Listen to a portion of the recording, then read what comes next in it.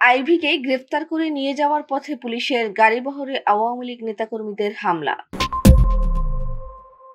Narayanganj city কর্পোরেশনের সাবেক mayor ও মহানগর আওয়ামী লীগের সিনিয়র সহ সভাপতি সেলিনা হায়াৎ আইভীকে গ্রেফতার করে নিয়ে যাওয়ার পথে পুলিশের গাড়ি বহরে হামলা করেছে আওয়ামী লীগের নেতাকর্মীরা। শুক্রবার সকালে 6:30টার দিকে নারায়ণগঞ্জ শহরের বিবি রোডের কালীর বাজার মোড়ে এ ঘটনা ঘটে। এ সময় র্যাব ও পুলিশের গাড়ি লক্ষ্য করে ইটপাটকেল নিক্ষেপ ও ককটেল বিস্ফোরণ হয়। এতে পুলিশের 2 সদস্য সহ 5 জন আহত হয়েছেন।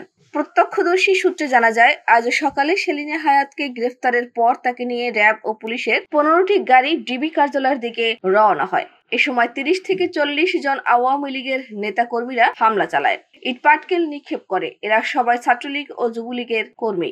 এক পর্যায়ে একটি ককটেল বিস্ফোরণ ঘটানো হয়। এ সময় সেলিনা হায়াৎ আইভীর সমর্থকদের ধাওয়া দিলে তারা পালিয়ে যান। হামলাকারীদের ইটপাটকেলের আঘাতে পুলিশের 2 সদস্য সহ 5 জন আহত হন। তাৎক্ষণিকভাবে আহত ব্যক্তিদের নাম পরিচয় পাওয়া যায়নি। গ্রেপ্তারের সময় সেলিনা হায়াৎ আইভী সাংবাদিকদের বলেন, পুলিশ গ্রেপ্তারি পরোয়ানা না দেখিয়ে আমাকে ধরে নিয়ে যাচ্ছে।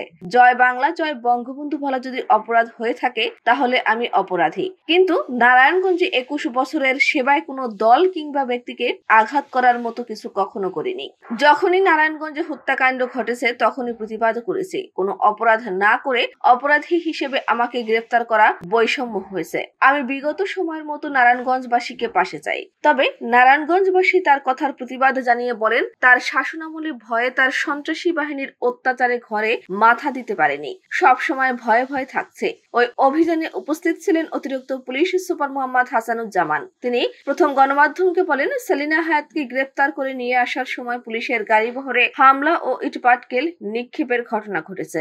আমরা বিস্ফোরণের শব্দও শুনেছি। এতে 2 পুলিশ সদস্য সহ কয়েকজন আহত হয়েছেন। তবে সেলিনা হায়াতের কোনো ক্ষতি হয়নি। এর আগে পুলিশে জানায়, বৈষম্য বিরোধী আন্দোলনের সময় নারায়ণগঞ্জে হত্যা ও হত্যার চেষ্টা সহ 5টি মামলায় আসামি করা হয়েছে নারায়ণগঞ্জ মহানগর আওয়ামী লীগের সিনিয়র সহ সভাপতি ও সাবেক মেয়র সেলিনা হায়াৎ আইভীকে। অতিরিক্ত পুলিশ সুপার তারেক আল মেহেদি বলেন, গতকাল বৃহস্পতিবার রাতে সেলিনা হায়াৎ আইভীর বাড়িতে অভিযান চালানো হয়। শুক্রবার ভোরে তাকে গ্রেফতার করা হয়। তার বিরুদ্ধে বৈষম্য বিরোধী আন্দোলনের সময় নারায়ণগঞ্জের সিদ্ধিরগঞ্জ ও ফতুল্লা থানায় হত্যা এবং হত্যার চেষ্টা সহ 5টি মামলা রয়েছে। এর মধ্যে সিদ্ধিরগঞ্জ থানার একটি হত্যা মামলায় তাকে গ্রেফতার দেখানো হয়েছে। অতিরিক্ত পুলিশ সুপার আরো বলেন, বর্তমানে তাকে নারায়ণগঞ্জ জেলা পুলিশ সুপারের কার্যালয়ে অবস্থিত গোয়েন্দা কার্যালয়ে রাখা হয়েছে। দুপুরে আদালতে তোলা হবে। প্রসঙ্গত, গত 5 আগস্ট আওয়ামী লীগ সরকারের পতনের পর সিটি কর্পোরেশনের মেয়র পদ বিলুপ্ত করা হয়। এরপর থেকে নিজ বাড়িতে অবস্থান করছিলেন সেলিনা হায়াৎ আইভী।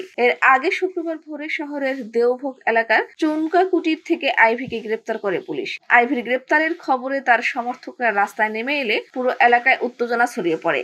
গ্রেফতার ঠেকাতে আইভীর বাড়ির 4টি রাস্তায় বাস, ঠেলাগাড়ি, ভ্যান গাড়ি, বালু ফেলে সড়ক অবরোধ করেন সমর্থক ও আওয়ামী লীগের নেতাকর্মীরা।